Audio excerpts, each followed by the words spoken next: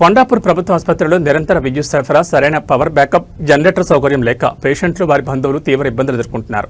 ప్రాణాలు కాపాడాల్సిన చోట కనీస మౌలిక సదుపాయాలు కల్పించకపోవడం అత్యంత విచారకరం. గౌరవ ఆరోగ్య శాఖ మంత్రి దామోదర్ రాజనరసింహ తక్షణమే స్పందించి కొండాపూర్ ఆసుపత్రిని పరిశీలించి నిరంతర విద్యుత్ సరఫరా ఉండేలా చర్యలు తీసుకోవాలి. ఆసుపత్రిలో పరిస్థితి దయనీయంగా మారడంతో నాయకులు సాని విజయ్ కుమార్ రెడ్డి గారు స్పందించారు. అర్ధరాత్రి 1:30 వరకు ఆసుపత్రిలోనే ఉండి పరిస్థితులను సమీక్షించి రోగులకు అవసరమైన తగిన ఏర్పాట్లు చేయించారు. ఇందులో కొండాపూర్ డివిజన్ నాయకులు మరియు అల్లావుద్దీన్ పటేల్ పాల్గొన్నారు. కొండాపూర్ ఆసుపత్రికి కావాల్సింది ఉచిత హామీలు కాదు, నాణ్యమైన వైద్యం, నిరంతర విద్యుత్, మెరుగైన సౌకర్యాలు. ప్రభుత్వం వెంటనే స్పందించి శాశ్వత పరిష్కారం చూపాలన్నారు. పెట్టుకొని ఇంతమంది ఉన్నారు, ఇక్కడ ఎవరు కరెంట్ లేదు, ఏం లేదు.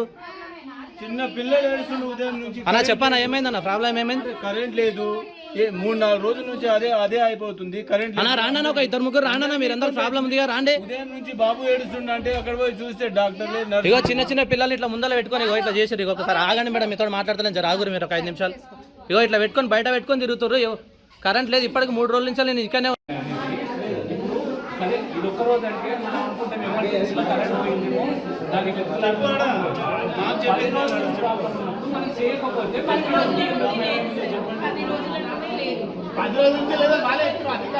గవర్నమెంట్ డాక్టర్స్ చెప్తున్నా పరిస్థితి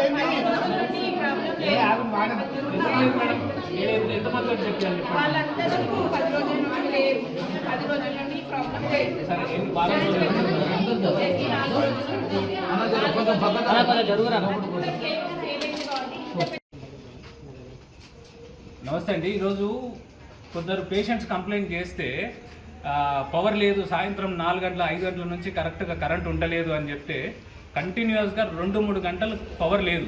గత వారం రోజులుగా పవర్ లేదంట.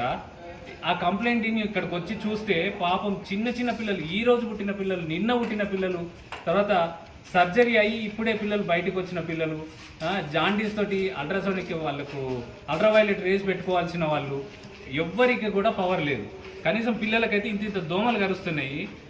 వాళ్ళకు ఫ్యాన్ లేదు, లైట్ లేదు, ఎక్కడ కూడా నీట్నెస్ లేదు, ఎక్కడ వాటర్ లేదు, వాళ్ళకి వాడుకోవడానికి వాటర్ లేవు, బాత్రూంలు నీట్గా లేవు.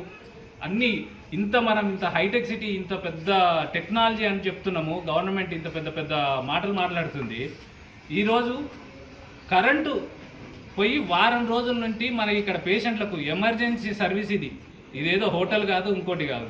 ఇంత ఎమర్జెన్సీ సర్వీస్కు పవర్ మనం సప్లై చేయలేకపోతున్నామంటే మనం ఏ రాజ్యంలో బతుకుతున్నాం, ఎక్కడ రాజ్యంలో బతుకుతున్నాం, ఏంటి పాలన, ఎక్కడ రేవంత్ రెడ్డి చెప్పే పెద్ద పోటు మాటలన్నీ ఇవే. ఆడ చిన్న పిల్లలకు, ఈరోజు పుట్టిన పిల్లలు డైరెక్ట్ వచ్చి చీకట్లో బతుకుతున్నారు. అంటే వాళ్ళు కూడా బాధపడుతున్నారు, అరే ఏ రాజ్యంలోకి వచ్చినాం రా బాబు, మేము ఏం పుట్టినాము, ఇప్పుడు పుట్టి ఇంత చీకట్లో బతుకుతున్నాం, ఇంత దోమలకు. వాళ్ళకు కనీసం ఊపుకోవడానికి కూడా ఆడ ఇది లేదు. దొంగల రాజ్యం, దోపిడీ రాజ్యం ఇది నిజంగా దొంగల రాజ్యం, దోపిడీ రాజ్యం ఇది. ఈయన వచ్చిన సంది ఏది ఏం